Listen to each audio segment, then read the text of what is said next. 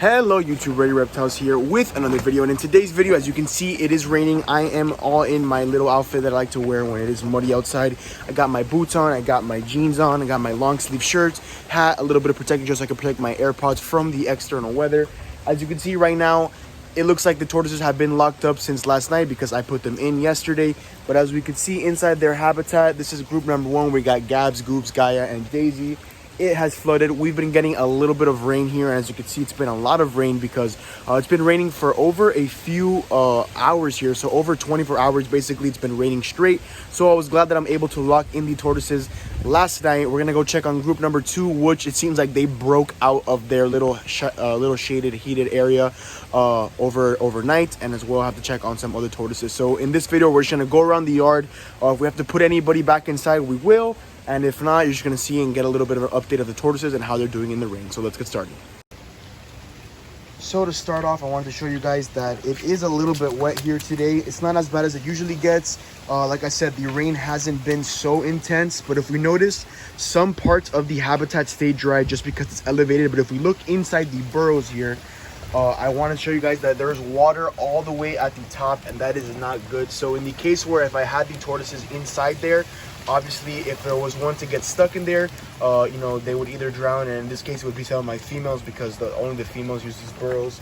Over there it's actually flooded as well to the top. So I was glad that I'm able to put them inside the shelter here. As you can see, I have this telephone pole kind of blocking off the entrance just so that I can put some force in, because these guys like to push out of their hide. And as you can see, everybody's doing nice and okay.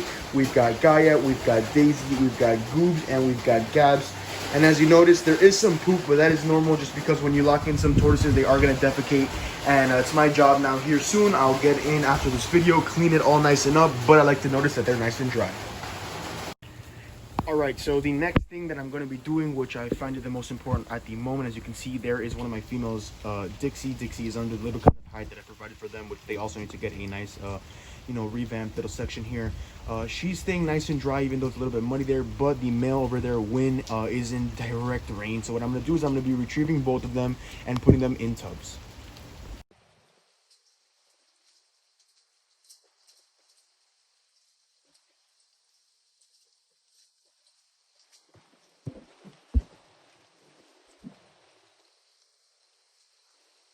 So we've got Win inside this tub. He's got cypress mulch on the bottom, so he'll dry up here soon. He'll be in this tub as long as it sees fit, just because I do not want them to be out in the elements, because as we know, with sulcata tortoises, they are a grassland species. So even though they do experience some rainfall, they'd be at a little bit of more elevated area, and obviously they wouldn't be in a flooded situation. So we want to avoid any respiratory infections, and also we want to avoid any fungal or anything that can, you know, get to them. So I put him in the tub. We're still missing Dixie, so I'm going to grab her and I'll put her in here. So I put Dixie inside the tub next to Win. Together they make Win Dixie, and as you see, they're going to be nice and dry. They're going to get away from the rain, and I won't have to worry about their habitat flooding even more, or them either in a case being in just wet, cold water throughout the entire night.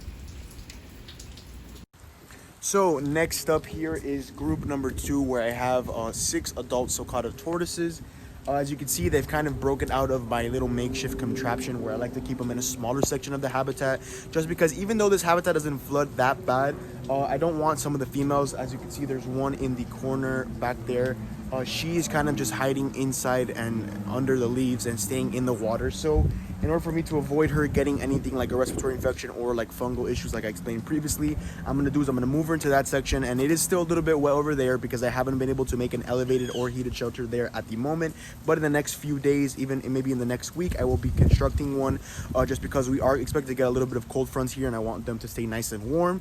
So what I'll do is I'll move her on that side. I'll kind of put up the barrier again. I'll make it a little bit more fortified for them, and we'll avoid her walking into this section because she's the only one that does that, while everybody else kind of just stays nice and dry, which they are a little bit more, I would say, intelligent in that factor, because they understand that under the little wood area, they'll be nice and dry. They'll get away from the elements. So in the next clips, you'll see me kind of move her, build everything back up, and then we'll get started with that. Alright, so what I'm actually going to be doing here is I'm just going to be setting up the old little barrier that I had previously, and I'm going to be bringing another piece of blockage here. What I do is I kind of just weigh it down with a nice old rim that I have here from a car, a brick kind of style. And what I'll do this time is I'll add another barrier in front of it, Just like that, the tortoises, you can see there's my big male cuatro. Just like that, they kind of see something a little bit more intense for them, and they won't decide to kind of ram it through.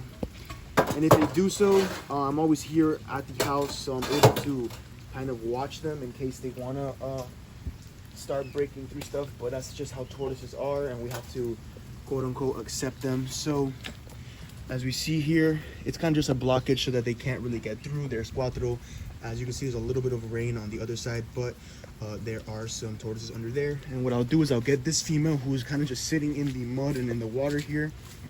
As we see, she's an older female, so I guess she just kind of likes this corner. But what I'll do is I'll take her out and I'll move her into the other section.